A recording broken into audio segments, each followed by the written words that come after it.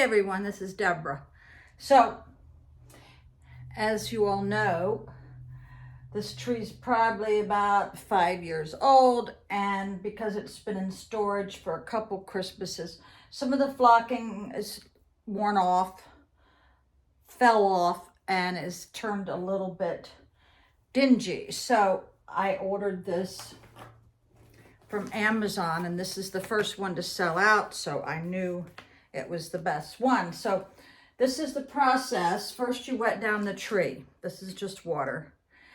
And then you get a sifter. This one's probably 45 years old. It was mine, I'm sure.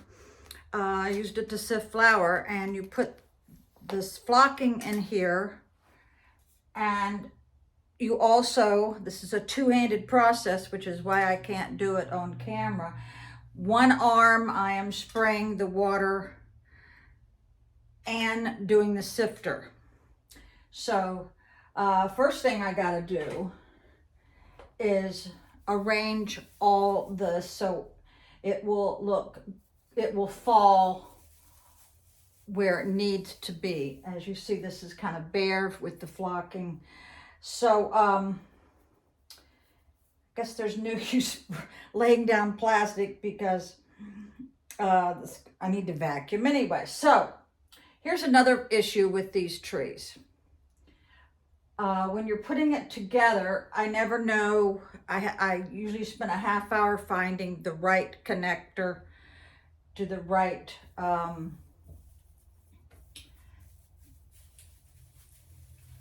connector to the right socket. So there's 3 different ones in here. I won't bother you with that, but I wrote with a magic marker, but of course I can't see, so I had to put on my little headlight to get inside this tree and figure out. Well, I finally did. So decided to use 3 different colors of fingernail polish to mark it which one goes where, so I don't have to go through that next year. So hang tight. So I'll let you see how I distribute the branches. You want to separate them and unbend them to make it look like a real tree. Now, sometimes when you put the star on the top, you may have to change the top a little bit with your hands to make your top. I always do a ribbon. The most beautiful ribbon I ever got was at the Williamsburg Pottery. And I used it on my tree for about 20 years. I gave it away when I moved because I wanted to try something new. I wanted to try a different color ribbon because it was red. But if you ever get a chance to go to the Pottery in Williamsburg, that's where I actually bought all the fixings for my daughter-in-law. I did her wedding for $4,000. I bartered out tree work to a caterer, and they were very pleased. And let's see, I also did all the boutonnieres myself, and I did the table decorations. I bought, because it was a Christmas wedding, I bought little green trees and decorated every one of them a little bit different. And it was very nice. And because I owned a tree company, one of the gifts that I gave all the people who came to the wedding was tree seeds. Now, I doubt if anybody ever really planted them. But a funny story, when I moved into my first house, I had a tree out there in the field, and one of my sisters went and got one of the seeds, and she planted it next to her house in Callio, and it grew to like, I don't know, 200 feet, 25 years. I was amazed that she did that. But yeah, now when you got the different sections, you want to bring this down a little bit and bring this up, which fills it in a little bit. You see how I'm doing that? Now the white flocking trees look really good with the lights, but it is messy and the flocking will fall off. But I looked at the price of trees, and the 9-footers, because I have very high ceilings because my house is 122 years old. I would need a 9-foot, and they're like $900. And the tree that I did for my brother when his wife passed, he wanted me to decorate it, and I did, and I bought the most beautiful tree, and it was about $1,200, and it was just beautiful. So let's see if I can keep turning this for you. So we could talk about some Christmas memories or traditions. I always do the paper whites, as you all know, and I also do the Chex Mix. That's how I start the holidays. And I also, when I'm wrapping presents, it's a big ordeal with me, and my family knows that. I will watch Prancer, which is one of my favorite movies, because I grew up on a 300-acre farm in Winchester, Virginia. And of course, Winchester's known for its apples, and the story revolves around the beginning of the story about apples, how they were very poor. This little girl had just lost her mom, and the dad, which you probably know, is that famous guy with the mustache. Not the Hasselhoff guy, but the other guy, I forgot his name. Yeah, the story reminds me of me because she's in church singing, the little girl, and she has the Christmas spirit. Nobody else does. That seems to be what's going on in my life right now. Everybody's got the holiday doldrums. And now I know you're saying, why are you putting up your tree now? Well, because this stuff has to dry for 48 to 72 hours before I can even begin to decorate. And because I want to get a head start on all my cooking and baking, I got to do this now, if you know what I mean. So back to Prancer. So she's sitting in church doing the little, you know, the story of Bethlehem. And she's singing. And of course the kids make fun of her because she can't carry a tune. Well, that is me. I was asked to leave the church choir when I was a teenager because I couldn't carry a tune. And I have another sister who can't sing. I am good at a lot of other stuff, but I cannot carry a tune. But boy, do I love music. So, as y'all know, I've been dealing with allergies, so I may have to stop and address that. So back to Prancer. So she's in the Christmas spirit. She believes in Santa Claus, and nobody in town seems to be. I won't give away the plot, but it is my favorite movie during the holidays. And so here's another sleeper movie. I mean, everybody watches It's a Wonderful Life, and they watch, you know, The Elf. But two of my other favorites is with Judy Garland and Meet Me in St. Louis. Anybody who comes to my house during the holidays, I make them watch Meet Me in St. Louis. My daughter calls it the trolley song.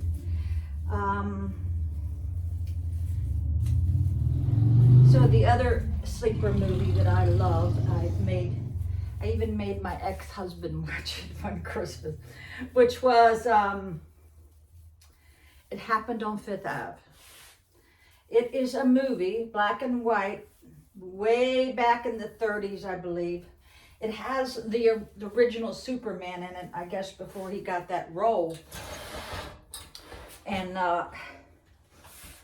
It is about this bum who sneaks into the mansions in New York when the really rich people vacation in Florida. So that is what that movie is about. And it is so sweet. If you haven't seen it, it's going to be pretty hard to find, but you can order it on Amazon. And if you got a Blu-ray, I have the DVD. I actually have a DVD duplicator that duplicates your old VHS into DVDs, which is something I need to do for my family because I have all these old these old videos that I need to duplicate, you know. So let's see. A good memory for me is when I was first married, I did my first gingerbread house, and it took a week.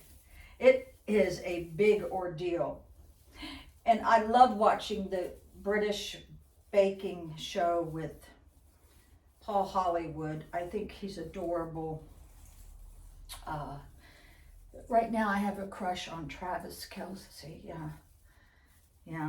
Okay, so one of my best memories is when I was living in Arlington. I remember my father was almost 6'5". For some reason, because I'm the oldest, I got to go with him while he picked out a tree. And we lived right in Arlington.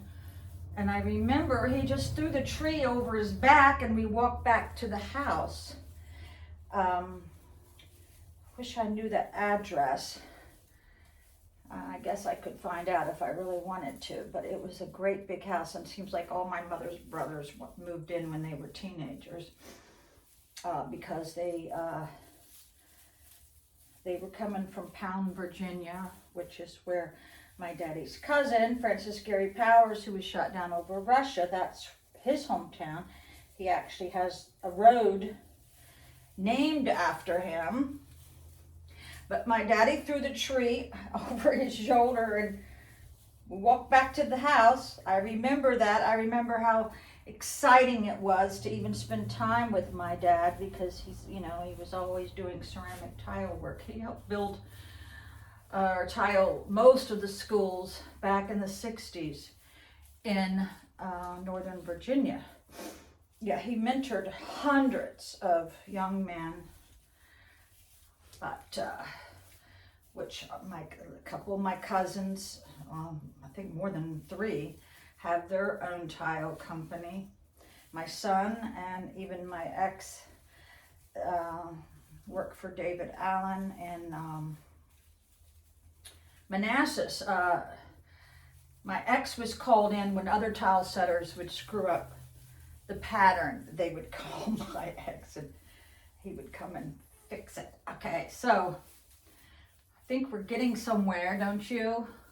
So another good memory for me is when I was a little girl, I had, 3 sisters and a brother. My brother was born around Christmas.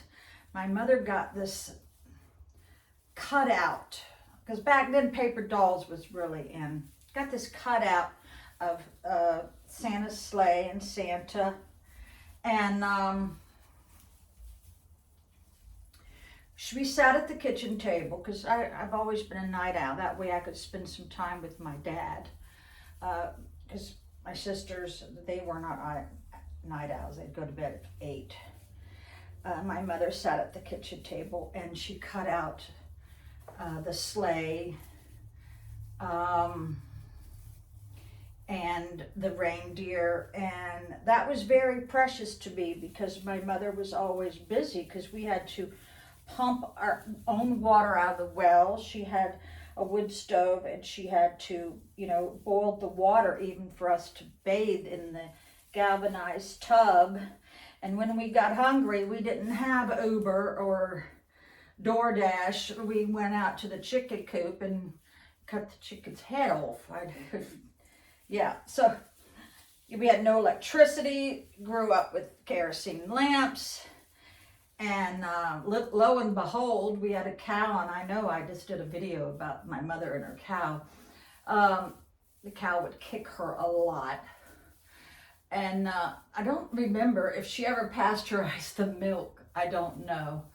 But I do remember churning the milk. This part's needs much more help here because I can see the space here. So that memory of her just spending that little extra time with me at the kitchen table still resonates today. Now, I can only remember a couple of Christmas presents. So what I'm trying to tell you guys is not the present that is so special. It's the time that you spend with a young one, with a young child. That is what the holidays are about, is giving your time to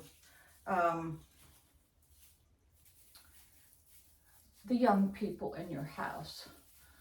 Yeah.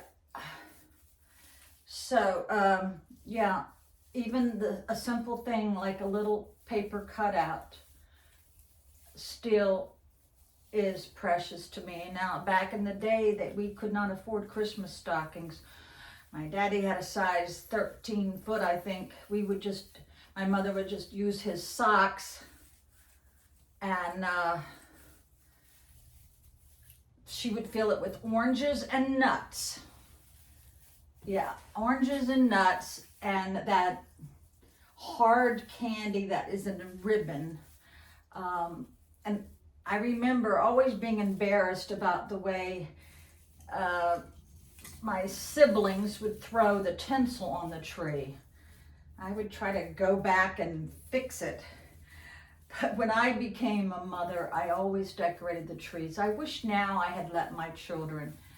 But you know, they loved playing outside back in the 70s, so I let them do that instead of having to decorate. So, let's see, another memory is when I lived in Oakton, Virginia. My mother went to this bakery in Vienna, Virginia, and I remember to this day walking down the street. It was next to this bicycle repair shop because I did get a Schwinn banana seat and bike, and my mother went in there and got this huge gingerbread house. Now, I think what is it? Sonoma, Williams and Sonoma, I think that's who it is. They have them. I bought them when I used to be pretty rich. I bought 2 of them for $200 a piece. I kept one, gave the other one to my grandchildren. And my mother bought this gingerbread house from this bakery.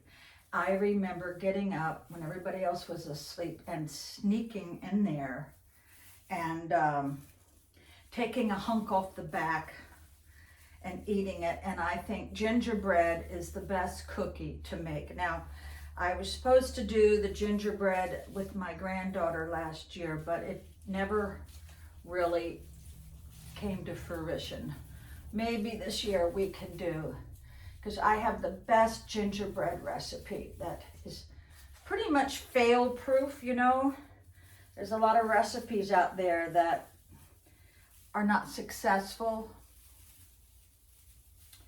So I'm almost done. I think the tree looks a whole lot better. Yeah, a whole lot better. And that's important to get inside the tree and do those to cover up the stem or the trunk, or whatever you want to call it. Now, if I had the space, the most ideal thing would be just to keep the tree decorated, put it in a closet, but I don't have a closet. These older homes did not have closets, so they had to be remodeled and to make room for a closet, if you know what I mean. But I remember I got Susie Smart when my brother, I guess Christmas, and when my brother was being born at Winchester Hospital. I was a very industrious 6-year-old. I cleaned my mother's whole house. Now this is at 6 years old. I was very responsible back then. Even still, I guess I am. But I waxed the floors. Back then it had that, oh, I forgot, linoleum. I don't know if y'all even know what I'm talking about, but I waxed the linoleum. I stoked the stove because we had, you know, a fireplace, or I guess you should call it not really a fireplace, it was stove. So I think that's good. I'm going to start flocking one section at a time and put the flocking on. You want to put it like how it would snow on it. You know, that's the whole idea with flocking, to make it look like it snowed, right? Hi, well, I'm done. The last thing I'm going to do is put these on the tree. These are sickles, fir, white winter fir. I know all the main stores, Target, Walmart, Amazon has them. And I love the smell of this. And I stick them in the tree and it makes it a little bit more festive. Now I flocked the hell out of this tree. I went through almost the whole bag and almost 2 bottles of water. My technique worked pretty good. I heavily flocked the areas that was, you know, the old flocking was yellowed. Once decorations are on here, you won't be able to tell. So I'll save this last one for my bedroom. I didn't wear good clothes because I'm covered in flocking. Bye.